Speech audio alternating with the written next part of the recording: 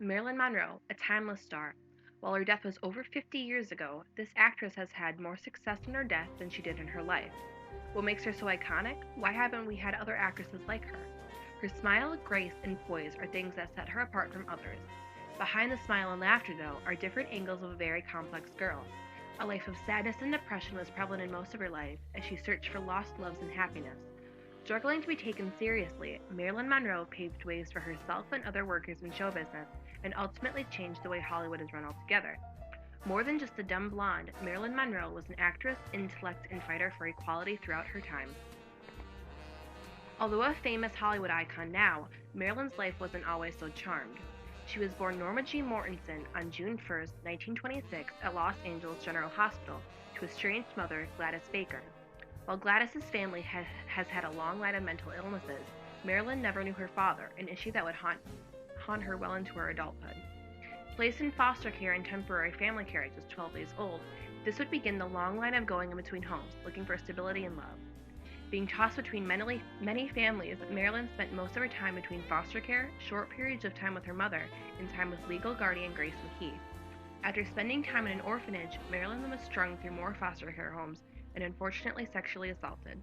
These instances of sexual assault would follow her well into her adulthood and change the way herself and America dealt with sexual assault.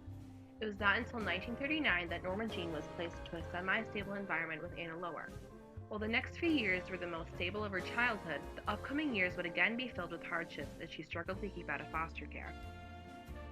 As she went on through her middle school and start of high school years with Anna, in 1941 trouble started again. As Anna was growing older, it was harder for her to take care of Marilyn. The only way to keep out of foster care was marriage. Norma Jean's first husband was 21-year-old Jim Doherty Neighbor. Jim would marry Norma Jean on June 19, 1942, less than 3 weeks after her 16th birthday and after less than a year of dating.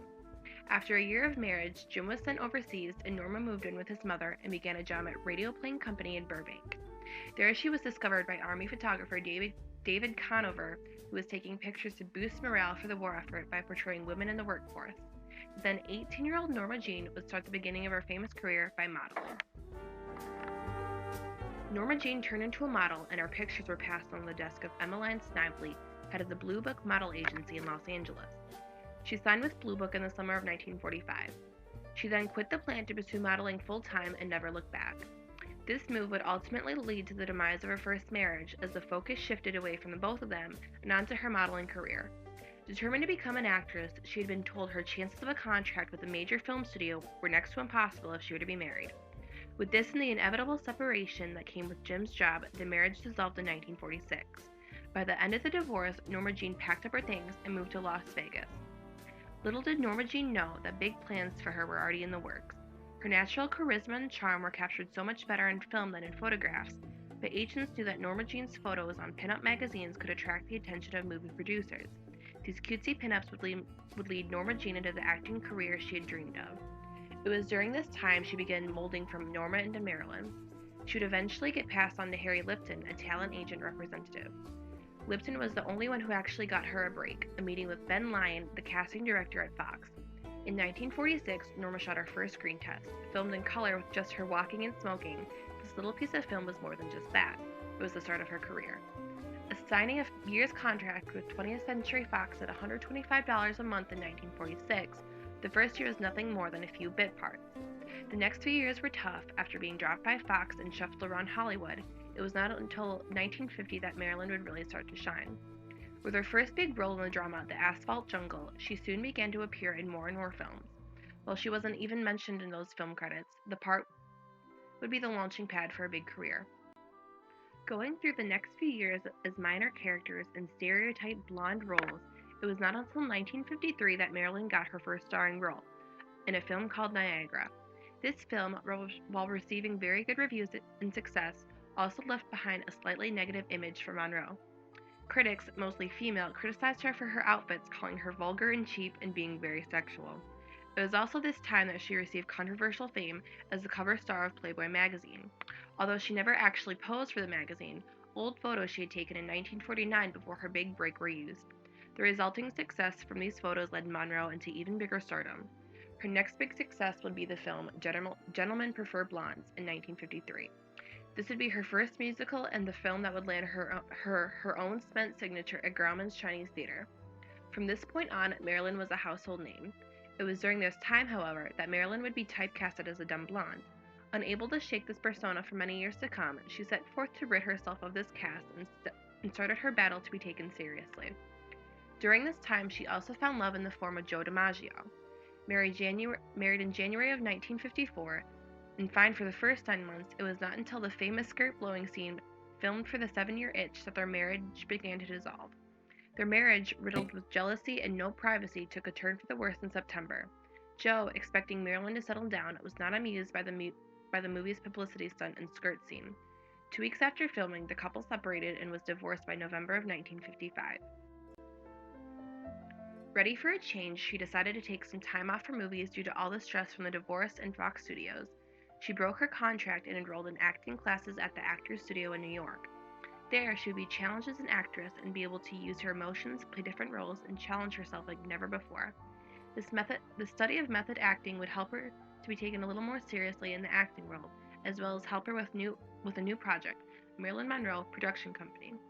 Not happy with the way she was treated at Fox and unhappy with not being able to choose her own roles, Marilyn walked out on her contract and started her own project with Milton Green. With this company, she made waves as only the second woman in Hollywood history to start her own production company and help lead the ways for actors' rights. Thanks to her, actors now get to pick and choose the parts they want to portray. Under her company, she brought the rights to 2 more movies, Bus Stop and The Prince and the Showgirl, both of which were mildly successful. With these films, she was finally taken a little bit more seriously and proved herself as a dramatic actress for the first time since her first works. Around this time, she had also started dating playwright and author Arthur Miller. They would marry in 1956, a year later. After filming The Bus Stop, Monroe soon discovered she was pregnant. Unfortunately, she miscarried not long after. She then took a year's break from Hollywood to focus on her and Miller's relationship. After a year's hiatus, she returned to Hollywood. Unfortunately, this time she was in rougher shape. After many failed miscarriages and disappointments, and the stress of Arthur's trial regarding the committee of un-American activities, her use of alcohol and sleeping pills became more frequent. While filming the film Some Like It Hot in 1958, she was frequently late to set, her stage fright worsened, and she had frequent mood swings and outbursts. Filming was completed, but with mild tension from cast and crew members. On the last few weeks of filming, Monroe again discovered she was pregnant, but again suffered a miscarriage. While struggling to be taken seriously, this film was more of a shout-out to the older days, returning to the stereotype blonde character she played so well. All of the struggles paid off, though, because regardless of what happened offstage, on-stage and in theaters, the film was a success. Raving reviews came in, and she even won her first major award, a Golden Globe, for Best Actress in a Musical or Comedy. After the success of Some Like It Hot, Monroe soon had to return to the screen to finish out a 4-picture deal with Fox. As her second film, entitled Let's Make Love, was typed and written, Monroe, unsatisfied, asked husband Arthur Miller to rewrite it. Neither a failure or a success, this film was nothing more than a blimp on her movie radar, although the film did lead into affairs with her and fellow castmate Yves Montand. This period of Monroe's life was one that was quickly deteriorating. Heading for a downward spiral, she began seeing psychologists. Complaining of insomnia, her dependence on pills and alcohol deepened as she struggled with her depression. Not helping this was her strained relationship with Miller, as he could no longer help her in the ways she needed. By 1961, Monroe was back on the screen in her last completed picture, entitled The Misfits. Ironically, this screenplay was given to Marilyn by Miller as a Valentine's gift, but the couple was divorced by the time filming was completed. In the last few years of her life, Marilyn was going down fast. Her marriage was gone, and her dependence on drugs and alcohol made it hard for her to film. While filming her last picture in 1962, called Something's Got to Give, she would frequently miss days of shooting and actually did get fired from production. During this break, she was placed in a psychiatric hospital to help with her depression.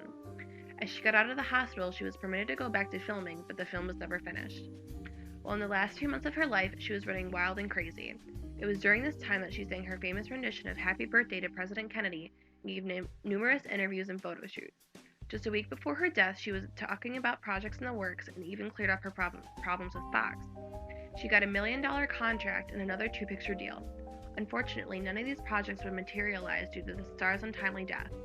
On August 5, 1962, Marilyn Monroe was found dead in her Los Angeles home.